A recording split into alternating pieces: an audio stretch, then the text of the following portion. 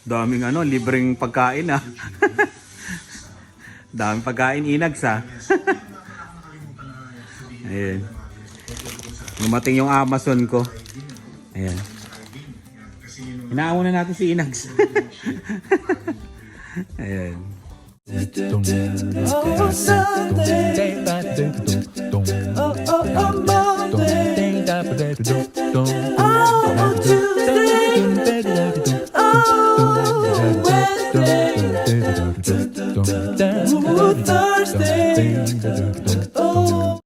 Buksan natin to. Teka lang ha. Nakikita yung yun. Ano ba in order ko? Yun. Ayan o. Aray. Yun mo. Uber. Diba? Umiilaw to pag gabi. Sasaksak ko tapos pipindutin ko lang. Diba? Para kang nabiyahe ng tricycle ay ng jeep. Diba? Kasi minsan tinitignan ng pasahero eh. Kung Uber ba talaga o hindi. Ayan. May binibigay namang sticker yung Uber pero ayun. Tsaka pagkain ng shrimp. Diba? Ang bilis naman. Paggabi lang to ah. Ginagawa mo Dylan?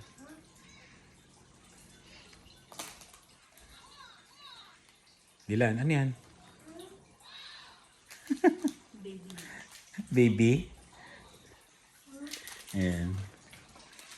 Sira yung ano, yung ilaw, kaya madilim.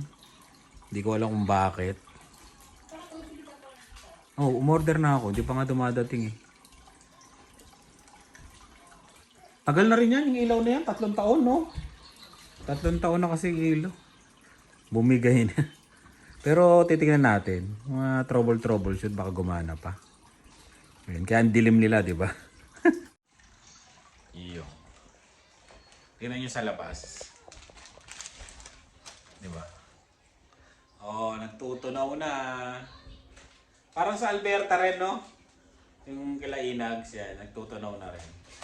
Parehas lang ng temp. Ngayon, doon, wala naman snow doon, no? Sa bandang gilid. Kaya, yun.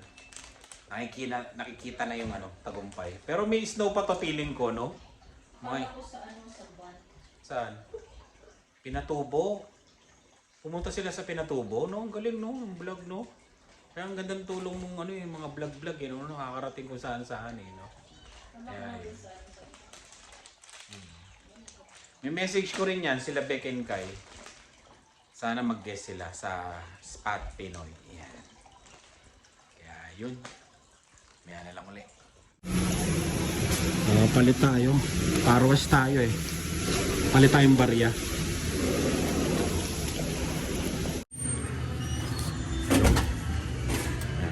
$5 lang. Car wash tayo. Sprayan lang natin to.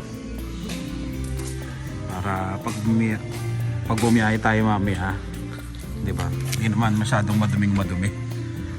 Spray lang. Basa pa naman kasi yung ano, kalsada. Yun. Okay na. $3. $3 so. Nalinis na rin. Kailangan mabilis ka lang. Ayan. Oh, di ba? Pwede na. Ayun, tara.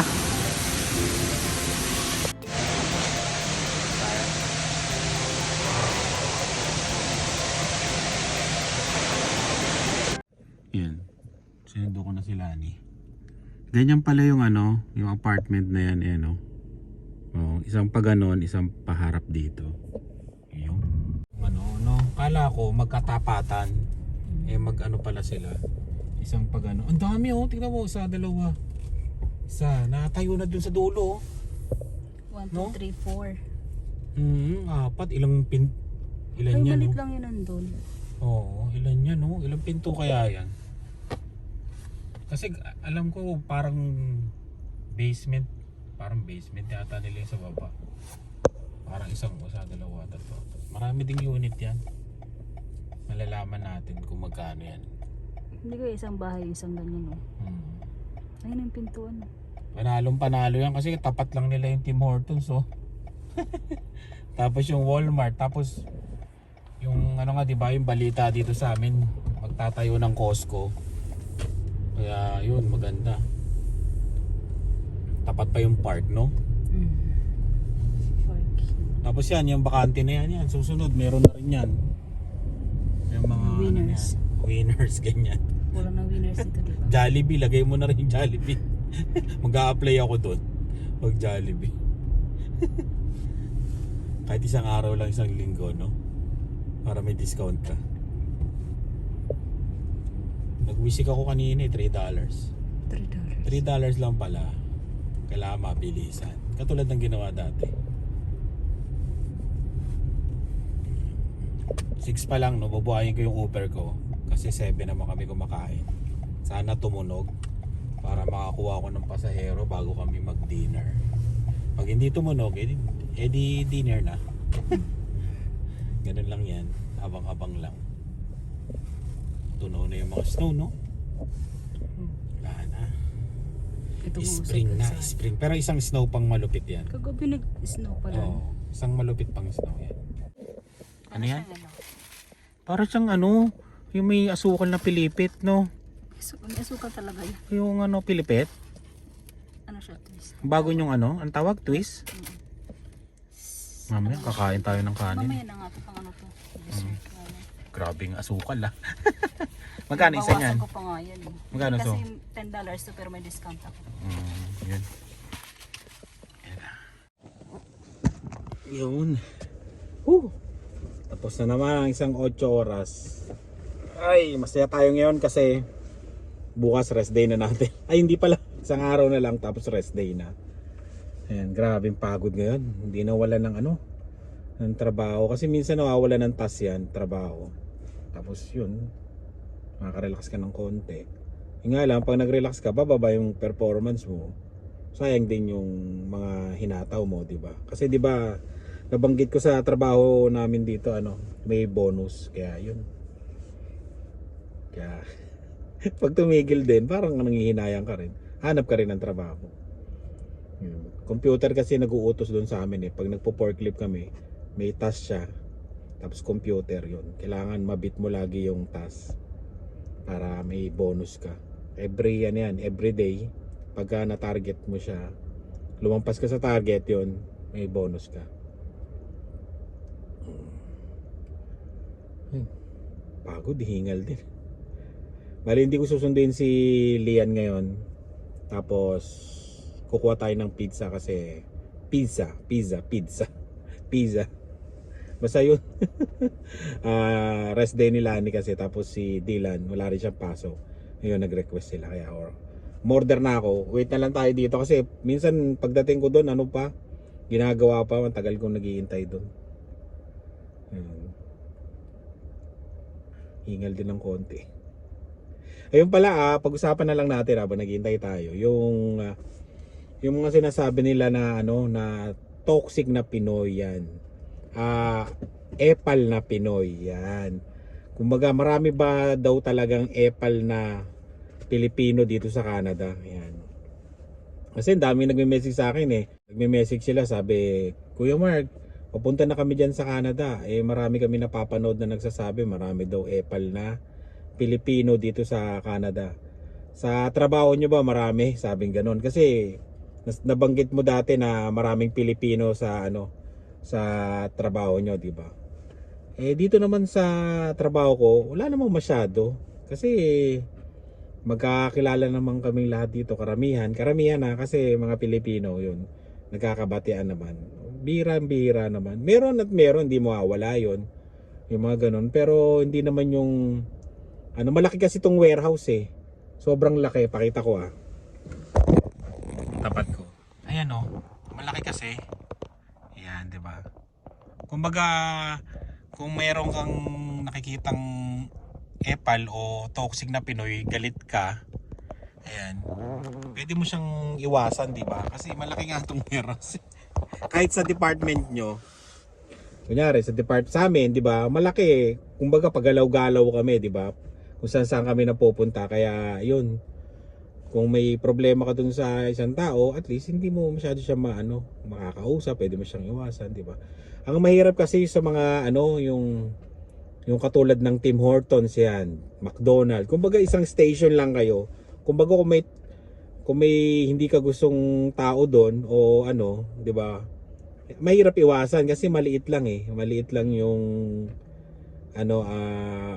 pwesto nyo, 'di ba? Kaya ganoon. Tsaka sa pakikisama na rin 'yan na makikisama ka syempre kung lalo na pag bago ka, 'di ba? Pag bago ka kasi kailangan makisama ka eh. Hindi yung bago ka na nga sa isang lugar eh parang ka pa yung iiwasan mo pa sila tapos hindi ka makikipag-usap, hindi ka makikipagkaibigan. Talagang meron yan time na yung talagang papakita nila na syempre matagal sila doon, 'di ba? Matagal na sila doon sa trabaho nila. Kumbaga parang alam mo 'yon, yung basta yung ganon, yung ano bang kalimutan ko na yung parang basta ganon, 'di ba? Alam niyo naman pag mga senior, 'di ba? Pag gusto nila papakita kung matagal na kami dito, yung gano'n. Syempre ikaw, uuli mo yung loob nila, 'di ba? Makipag-kausap ka, makipag-bonding ka sa kanila, 'di ba? Ayun, kasi pagka pinakita mo rin na ay itong yayabang nito mga to, yung hindi ka makikisama, wala talagang magkakaroon ka talaga ng kagalit. Yung maging friendly ka na rin, makipag-usap ka, gano'n. Kung ganun pa rin sila sa pakikutungo mo, yung kunyari friendly ka na, nakikisama ka, ganun pa rin sila, sa tingin ko sila na may problema, di ba? Ganun. Kaya yun, ganun lang. Huwag kayong matakot na sinasabi nyo na napapanood nyo na maraming toxic epal dito sa Canada. Hindi naman, mas maraming mabait dito sa Canada. Diba? Parang pulong-pulong ilong ko. Lamig kasi sa loob eh. Ayun, napansin ko kasi pula yung ilong ko. Para ko si Rudolph. Ayun, mas maraming mabait dito sa Canada. Huwag kayong mag-alangan na yung sa mga Pilipino dito. Mas maraming mabait dito at marunong makisama. Kaya yung mga toxic at epal na napapanood nyo, ayan, pakikisama lang. Pakitaan nyo kagad sila ng pakikisama, ng pakikipagkaibigan. Pagka hindi umubra yun, di tahimik na lang kayo at hanap ka ng iba. Hindi naman porkit na galit sa yung isang tao, galit na lahat sa yung tao na yun sa katrabaho mo, di ba? Di hanap ka ng kasundo mo doon, di ba? Para kayo na lang mag-usap, di ba? Para hindi kayo ma-stress, ganun. Yun lang masasabi ko sa toxic at epal dito sa. Syempre hindi mo rin alam eh. Malay mo sila pala na na-epala na sa'yo, 'di ba? Natotoxic ka na sa'yo, 'di ba? Hindi mo rin alam na sabi ka ng sabi, toxic to mga to, epal to mga tong katrabaho ko. Pero sila pala nagsasabi sa'yo na epal din pala tong bago na to, epal din tong katrabaho ko to. Sinasabihan ka pala, 'di ba? Dahil sa ugali mo rin na hindi marunong makisama. Yung ganun, pakikisama lang talaga, yun ang the key. Makipagkaibigan ka, makisama ka, yun, batiin mo sila, yung ganun. Basta alam nyo naman yung ganun di ba? Para hindi kayo magkaroon ng problema sa trabaho. Ayun. Lalo na pag yung mga maliliit lang yung station, yung mga Tim Hortons, yung kuyari sa kusina, di ba yung ganun? Yung ganun. Siyempre, di ba? Iwas-iwas na lang pag hindi talaga umubra, di ba, yung pakipagkaibigan mo. Tsaka pakikisama. Yun lang yung masasabi ko Sa mga nagme-message sa akin, dami kasi nag-message sa akin tapos sabi, dami daw toxic epal yan. Mas maraming mabait dito sa Canada at mas maraming matulungin dito sa Canada. Yan ang tandaan nyo. Yun, konti lang yan yung mga toxic, mayayabang, konti lang yun. Di ba nasasabihan ako ng mayabang, di ba? Yung mga nagko-comment, mayabang daw ako. Di ba? Yung mga gano'n basta yun. Di kasi natin mapiplease lahat ng tao eh.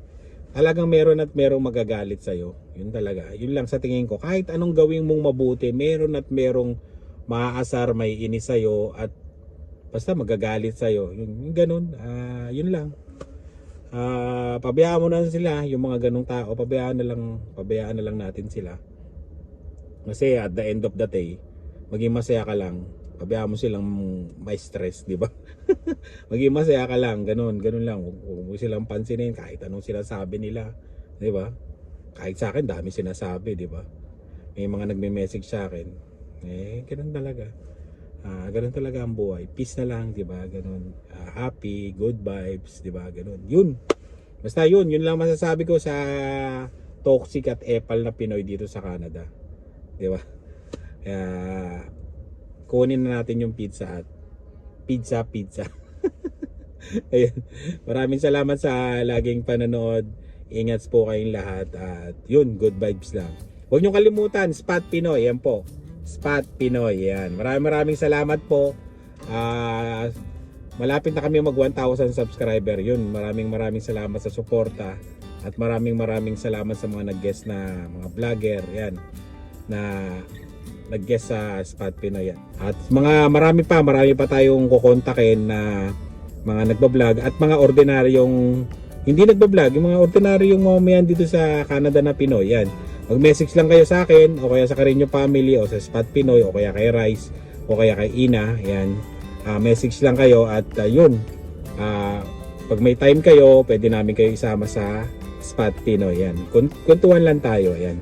Kahit hindi vlogger, okay lang sabi. Kahit sa US may nag-message din, may nabasa akong comment paano daw yung mga taga-US. Yun, pwede rin, kwentuhan lang naman. At least makakuha tayo ng idea yung mga taga-US dyan. O kaya taga-ibang bansa, di ba? Kwentuhan lang naman.